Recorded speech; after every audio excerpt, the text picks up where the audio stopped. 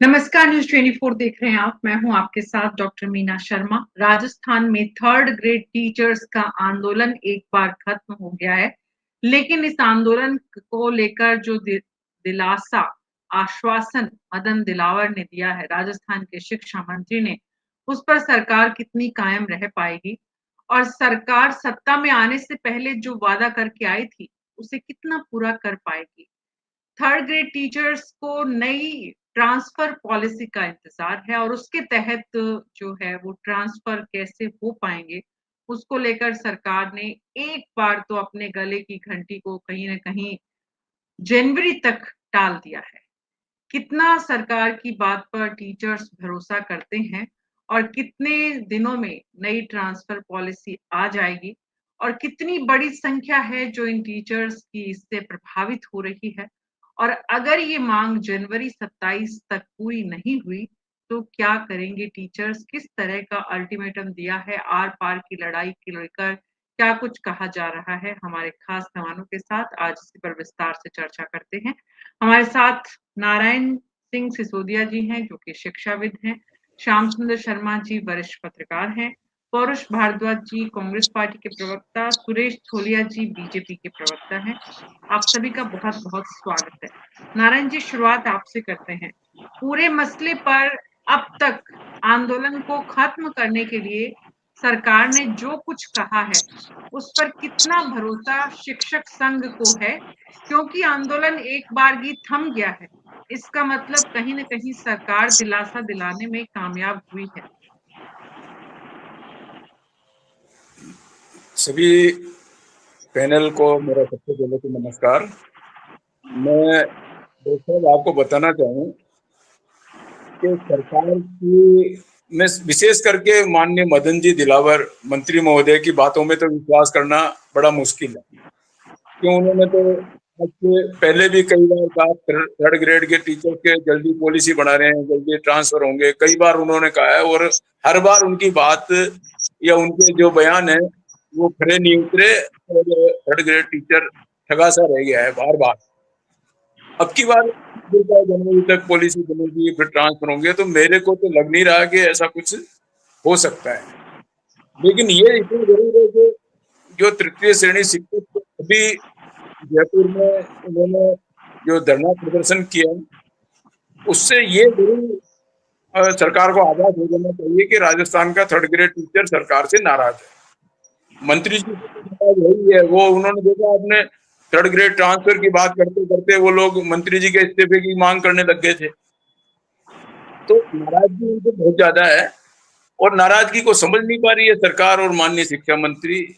तो अब ये होने वाले समय में क्या होगा ये तो अब विशेषज्ञ बता सकते हैं राजनीति के, लेकिन ये जो हो रहा है वो सब कुछ गलत हो रहा है और उसके पीछे कारण मैं बताऊं आपको मीना जी, विशेष करके क्या है, इसमें राजनेताओं के चहेते और बड़े बड़े अधिकारियों के चहेते हैं ना, वो लोग शहरों में जमे हुए हैं, वो न तो ट्रांसफर पॉलिसी बनने दे रहे हैं और न थर्ड ग्रेड टीचर्स का प्रमोशन होने के लिए सरकार को और माननीय मंत्री जी को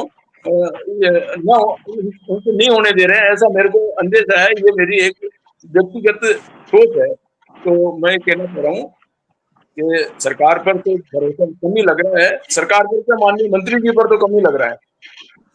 जी, मंत्री महोदय पर शिक्षकों को भरोसा नहीं है और इसीलिए अल्टीमेटम भी दिया गया है। अभी हम अगस्त के महीने में हैं, सितंबर, अक्टूबर, नवंबर, दिसंबर, 4 महीने, और अगर हम अगस्त को भी मिला लें तो 5 महीने का लगभग समय काफी होता है।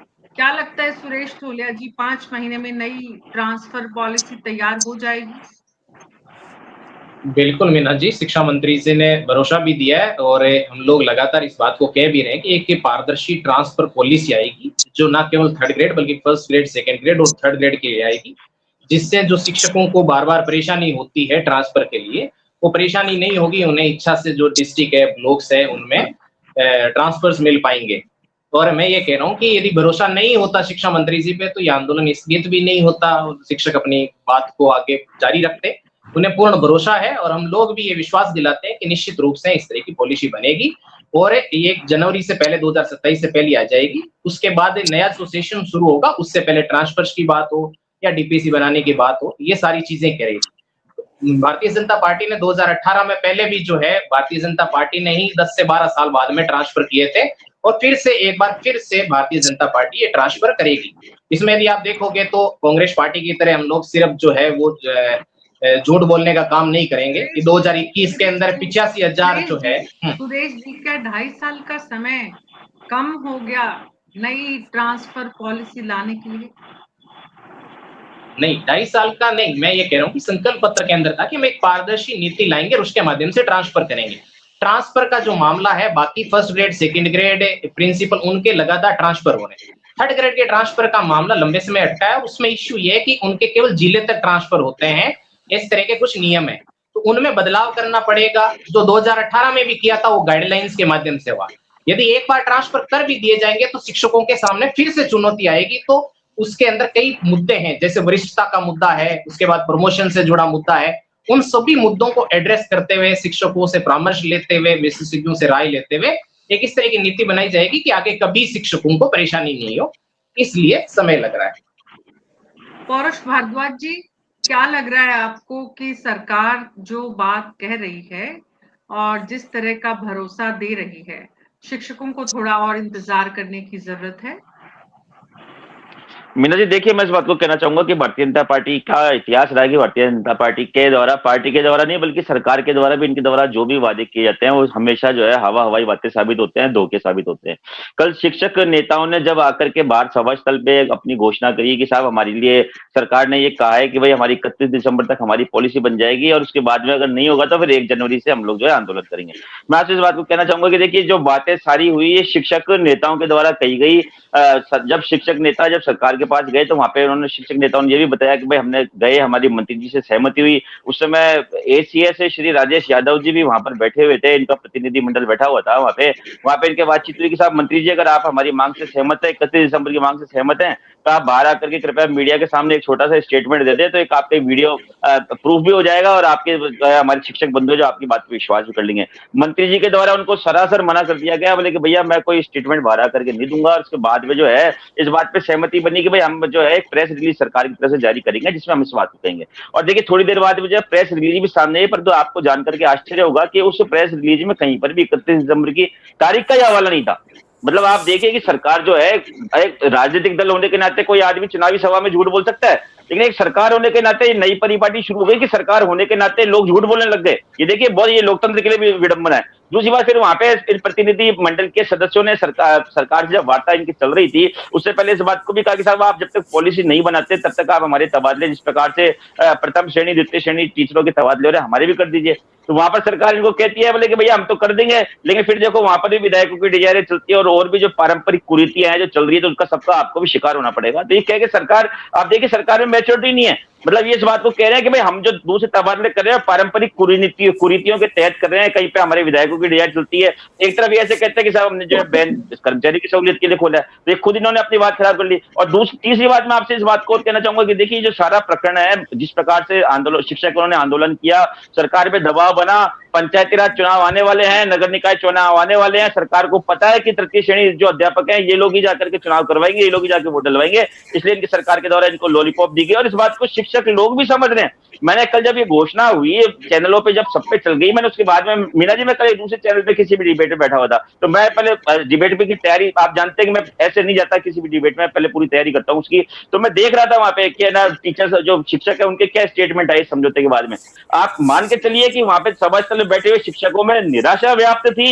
वो लोग भी वही बात बोले थे जो मैंने अभी बात आपके कैमरे पर बोली। और दूसरी बात, वहां पे देखिए, इसके बाद भी पौरुष जी, उसके बाद भी टीचर्स ने, शिक्षकों ने सरकार पर भरोसा किया है और सरकार को समय भी दिया। मीना जी, कोई भी आंदोलन की, श्याम सुंदर शर्मा जी, मैं आपके पास आ रही हूँ।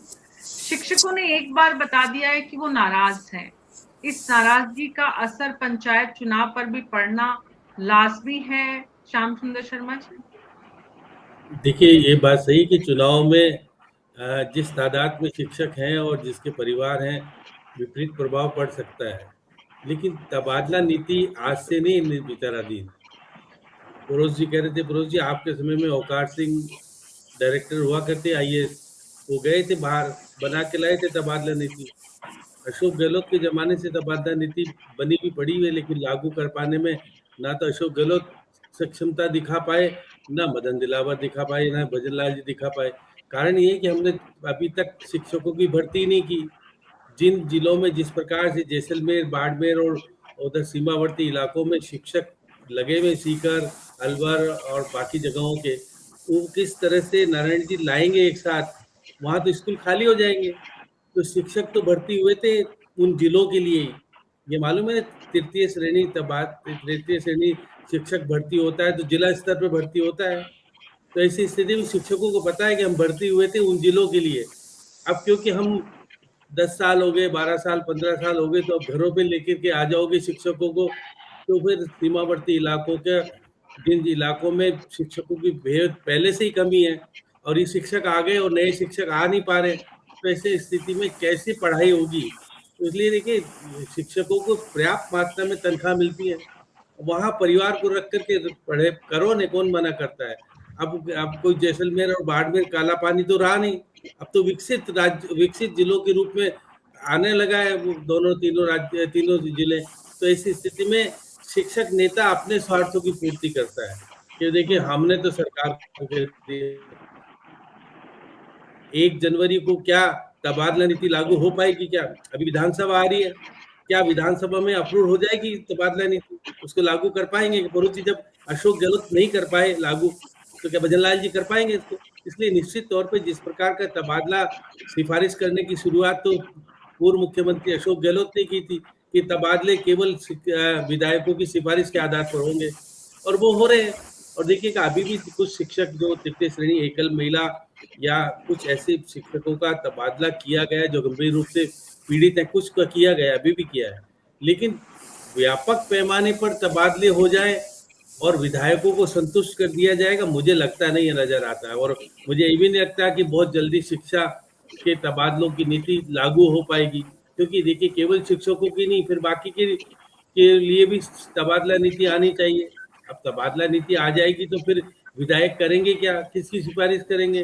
व्यापक पैमाने पर तो मेडिकल और शिक्षा ही है, जिसपे क्या क्या कुछ होता है पता नहीं, अंदर से कुछ होता होगा कि नारायण जी आपको पता है कि अशोक गहलोत अब स्पष्टीकरण देते रह रहे कि मैंने तो पूछा था कि होता है क्या भ्रष्टाचार, तो कहा भ्रष्टाचार होता है, चले कांग्रेस की सरकार हो चाहे बीजेपी की सरकार, यह भी आजकल पूर्व मुख्यमंत्री अशोक गहलोत स्पष्टीकरण दे रहे हैं, क्योंकि आपने भी सुना होगा पूर्व मुख्यमंत्री अशोक गहलोत को कहते हुए। तो स्थितियां बड़ी विकट है।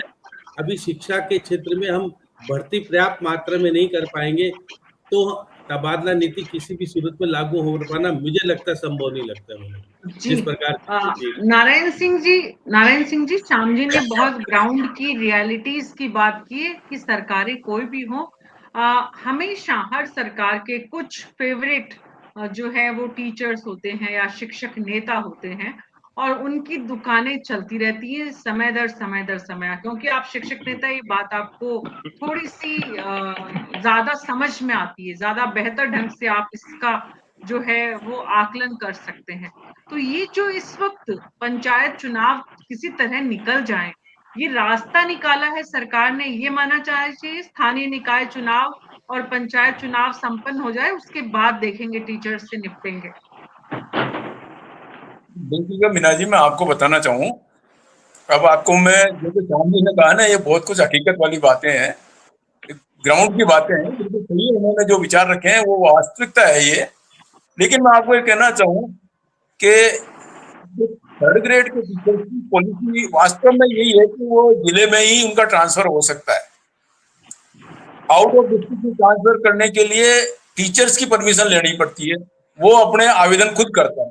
अब जब वो आवेदन इसमें देखिएगा, आप आवेदन अभी कल के या परसों का जो आंदोलन हुआ उसमें भी 90% वो टीचर था जो डेजर्ट जोन का था या फिर TSP एरिया का था, यानी कि जो बाड़मेर, जैसलमेर, जालौर, सिरोही इस एरिया का, डूंगरपुर, बांसवाड़ा का, वहां का टीचर था इसमें।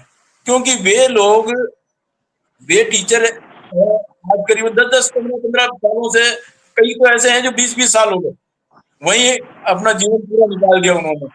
समस्या ये आती है कि अगर सिटी में, शहरी क्षेत्र में अगर इन शिक्षकों को लाया जाए या जहां वो लोग जाते हैं, इसमें ज्यादातर क्या है, सीकर झुंझुनू, दौसा, धौलपुर, भरतपुर, इधर से जो गए हुए हैं वो टीचर वहां नौकरी कर रहे हैं, क्योंकि वहां अभी लिटरेसी इतनी नहीं हो पाई कि वहां सारे टीचर वहां के बन करके वहां नौकरी कर रहे हो।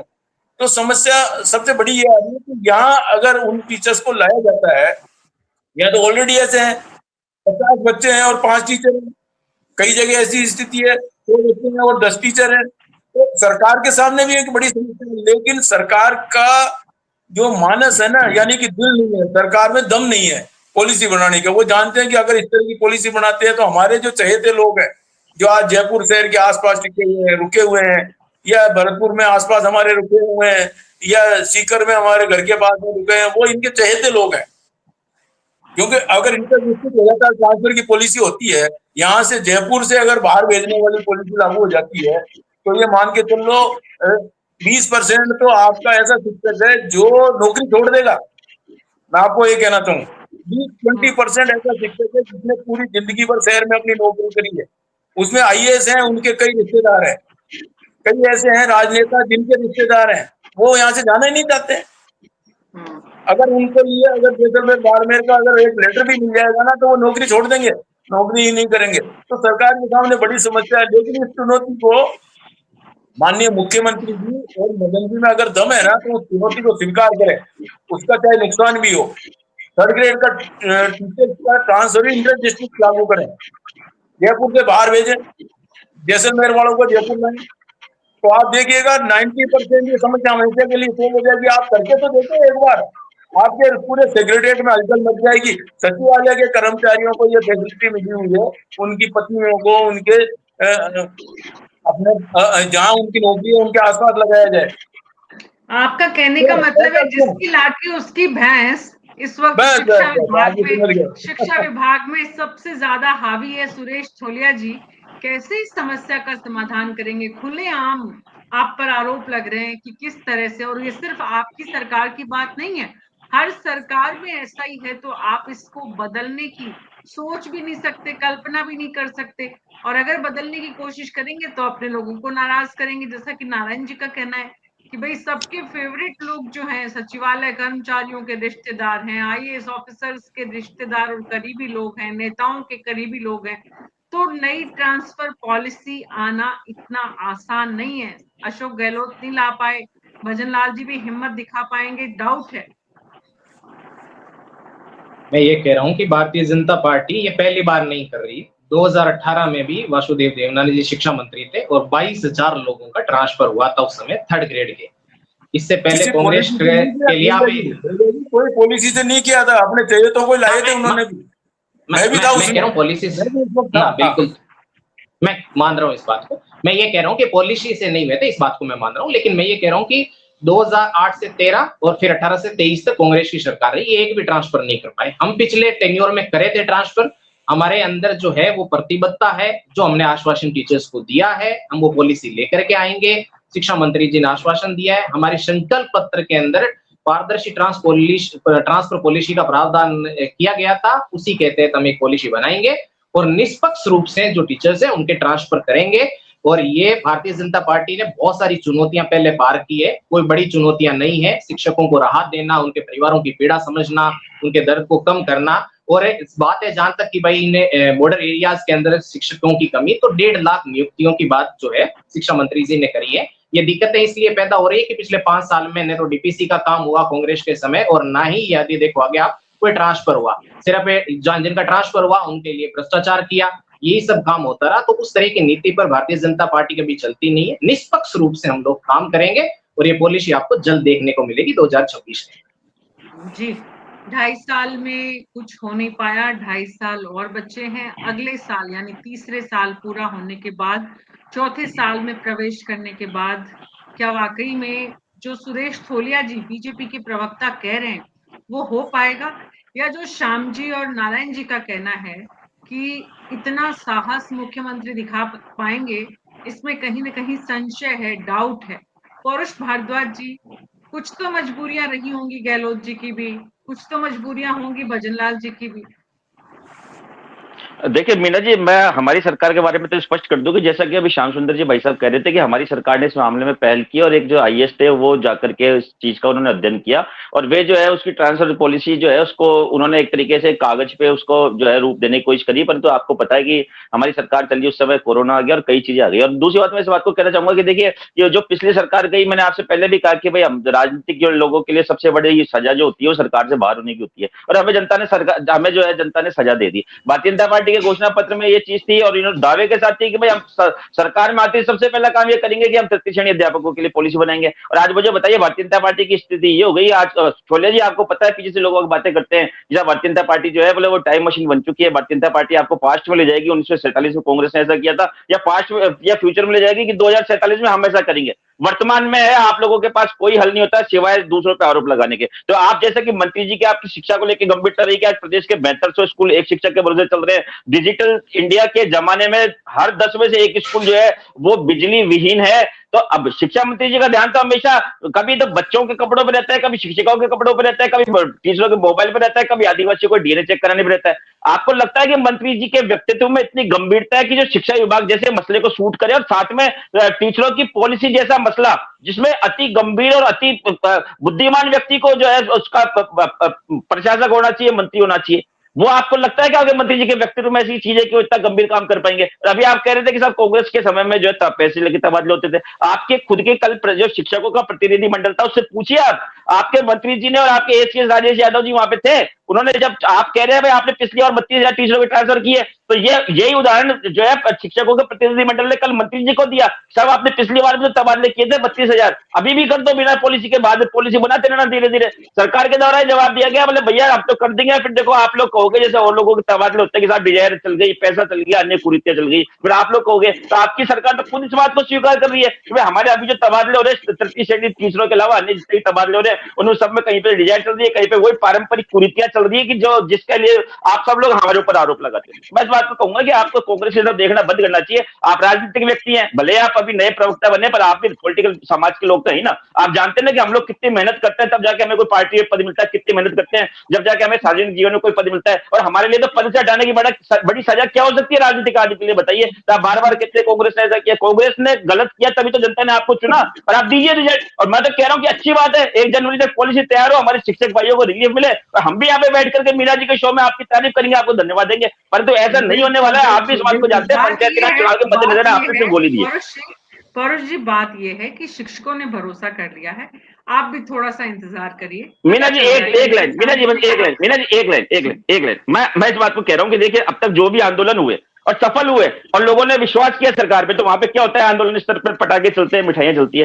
एक फोटो भी मुझे भारतीय जनता पार्टी के प्रवक्ता कल थर्ड ग्रेड टीचरों के आंदोलन की बता दें कि जब मंत्री जी की घोषणा के बाद में एक भी मिठाई किसी ने दूसरे शिक्षक को खिलाई हो, किसी शिक्षक नेता को खिलाई हो, एक भी पटाखा वहां पे चला हो? नहीं चला। मैंने देखा है वहां के सीन, वहां पे सब लोग गालियां दे रहे थे सरकार को, खुद के शिक्षक नेताओं की आलोचना तक कर रहे थे शिक्षक वहां पे। उसके बाद भी हकीकत ये है ना कि आंदोलन एक बार रुका है, विराम लगा है, थोड़ा भरोसा किया है, थोड़ी चेतावनी दी मीना जी परसों थोड़ा समय दिया है। तो बात यह है कि जो समय दिया गया है इस समय में सरकार कितनी खरी उतरती है शिक्षकों की उम्मीदों पर, एक सवाल तो ये है। और दूसरा, क्या प्रैक्टिकली सरकार के लिए ये पॉसिबल है, ये संभव है? समय पंचायत चुनाव का पार कर जाना अलग मुद्दा है और शिक्षकों की मांग पूरी कर जाना एकदम अलग मुद्दा है। श्याम जी, बात ये है कि सरकारों के सामने ये जो इस तरह के काम है ये दुधारू तलवार जैसे हैं, मतलब इधर कुआं इधर खाई, क्या करें, करें तो भी फंसे, नहीं करें तो भी फंसे। अशोक गहलोत जी इसीलिए तो नहीं कर पाए, भजनलाल जी भी इसीलिए कर पाएंगे कि नहीं कर पाएंगे इस पर संशय है। और संशय सबको है, आपको भी है, नारायण जी को भी है, कांग्रेस को भी है, और कहीं ना कहीं बीजेपी भी जो है वो कह रही है कि हम करेंगे, हम योजना बना रहे हैं। लेकिन इनकी बात पर कितना भरोसा किया जाए ये अभी तक के सरकार के कामकाज को देखकर तय करना आसान नहीं है। मीना जी, विधानसभा का सत्र आ रहा है 20 तारीख से, कांग्रेस में हिम्मत है तो फिर वो बताए, वहां पर चर्चा कराए इस बात को लेकर के कि भाई तबादला नीति को लेकर के सरकार का क्या ध्यान है, किस तरह की जो प्रश्न लगाने की बात करें ना, क्योंकि स्पष्टता तो वही आएगी। कुछ नेताओं के तबादले जरूर हो जाएंगे नारायण जी, ये तो पता है आपको, इसलिए नेताओं को कहा भाई तुम तो संतुष्ट कर देंगे, तुम तो उठो कम से कम बाकी की चीजें का माहौल खराब मत करो। अभी माहौल खराब करने से निश्चित तौर पे जिस प्रकार से 14 नवंबर तक चुनाव होने हैं और मंत्री जी ने बड़े आराम से कहा 1 जनवरी से कुछ करेंगे, तो देखिए चुनाव निमट जाने के बाद करेंगे नहीं करेंगे नारायण जी किसको पता। अब देखिए हाउस में जब तक डिस्कस नहीं होगी, और अभी तो देखिए हाल ही में जिस प्रकार से हाईकोर्ट ने लताड़ लगाई है कि राजस्थान अपील प्राधिकरण बना हुआ है तबादलों को जो गलत हो जाते हैं उनके ऊपर चुनौती देने के लिए, ना अध्यक्ष है ना सदस्य है, तो कहा 1 वीक में तैयार दो अभी उनको बना करके। तो देखिए सरकार की स्थितियां बड़ी अलग तरह की बनी हुई है। मदन दिलावर शिक्षा मंत्री रहेंगे नहीं रहेंगे क्या पता, अभी तक जनवरी बाद कुछ बदलाव होगा तो मदन दिलावर कौन सा विभाग संभालेंगे क्या करेंगे मुझे नहीं पता। तो ऐसी स्थिति में निश्चित रूप से कोई लिखित में अगर समझौता हुआ है तो निश्चित रूप से कुछ कहा जा सकता है, लेकिन लिखित में कोई समझौता हुआ नहीं है। वर्बली मौखिक रूप से कहा गया कि भाई देखिए गंभीरता है सरकार और उनको लाना तो चाहती है सरकार, लेकिन लाना कैसे चाहे जब तक नए शिक्षकों की भर्ती नहीं होगी और उसमें प्रावधान किया जाएगा कि भाई आपको जिस जिले के लिए भर्ती किया जा रहा आप उसी जिले के हैं। तो ऐसी स्थिति में पॉलिसी में ये परिवर्तन करना संभव हो पाएगा कि भाई जो आप जालोर में भर्ती हुए और आप जयपुर में आ जाओगे या जोधपुर में आ जाओगे, केवल राज्य सरकार के पास अधिकार है कि वो एक जिले से दूसरे जिले में परिवर्तित करके उसकी सीनियरिटी खत्म हो जाती है नारायण जी, ये तो पता है ना आपको। अगर वो वहां से आएगा तो उसको सीनियरिटी का जो लाभ मिलता है वो नहीं मिलेगा। तो ऐसी स्थिति में जब प्रमोशन होगा 2nd ग्रेड में तो उसका नंबर नहीं आएगा। तो कभी कभी तो मुझे लगता है कि वो शिक्षक टिके हुए वहां पर हैं कि भाई हमको सीनियरिटी का लाभ मिल जाए, 2nd ग्रेड में आ जाए तो फिर तबादला करना संभव हो पाता है थोड़ा बहुत, क्योंकि वो संभाग के स्तर पर तबादला शुरू हो जाता है। तो इसलिए निश्चित तौर पर जिस प्रकार का 1st ग्रेड का तो राजस्थान में कहीं भी कर सकते हैं, लेकिन 2nd ग्रेड और 3rd ग्रेड का एक लिमिटेशन है कि संभाग में हो सकता है 2nd ग्रेड का, और 1st ग्रेड और क्या 3rd ग्रेड का उसी जिले में हो सकता है तबादला। उसमें है प्रावधान है, पहले से ही सरकार ने प्रावधान कर रखा है कि जिस जिले में आप कहीं भी तबादला कर सकते हो। वहाँ शहर का और ग्रामीण का देखिए समायोजन करने का नया तरीका निकाला था गंगवार ने। आपको पता है आजकल तो केंद्र में वो मंत्री है उच्च शिक्षा मंत्री, तो यहाँ पर रहते हुए उन्होंने किस प्रकार से शिक्षकों की तरीके से कहा गया था कि भाई किस तरह से कर सकते, तो उसमें बहुत सारी शर्तें लगा करके समायोजन किया था और स्कूलों में शिक्षकों का अलग तरह से माहौल मिला था निकलने के लिए। अब देखिएगा शिक्षा नीति के तहत तबादले होंगे और शिक्षा नीति के तहत किस प्रकार की बातें आएगी, क्योंकि विधानसभा में खुल करके शिक्षा नीति पर चर्चा होगी और उसके बाद लागू हो पाएगी। तो अभी देखिए सपना लगता है शिक्षा नीति लागू होते।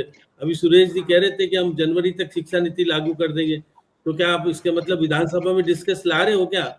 आप शिक्षा नीति तो बनी पड़ी है, लागू करने की हिम्मत नहीं जुटा पा रहे। जब अशोक गहलोत नहीं जुटा पाए तो फिर भजन लाल जी को क्यों जुटानी पड़ेगी? और ऐसे में सवाल ये है कि जो 3rd ग्रेड टीचर्स जिनकी संख्या 2.5 लाख के आसपास है, उनमें से कुछ शिक्षक नेता हैं जिन्होंने सरकार पर भरोसा करके इस आंदोलन को खत्म किया है।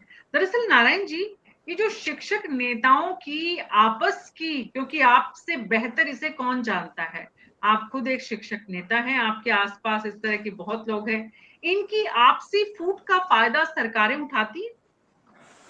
देखिएगा मीना जी, मैं आपको स्पष्ट तौर पे बताना चाहूँ, मैंने 25 से 30 साल के लगभग राजस्थान के पंचायती राज जो सबसे बड़ा 3rd ग्रेड टीचर्स का एसोसिएशन है उसका मैं स्टेट का प्रवक्ता रहा हूँ। मैं कर्मचारी महासंघ राजस्थान का राठौड़ का पूरे स्टेट का भी प्रवक्ता अभी भी हूँ, पहले भी था, पेंशनर्स का प्रवक्ता हूँ।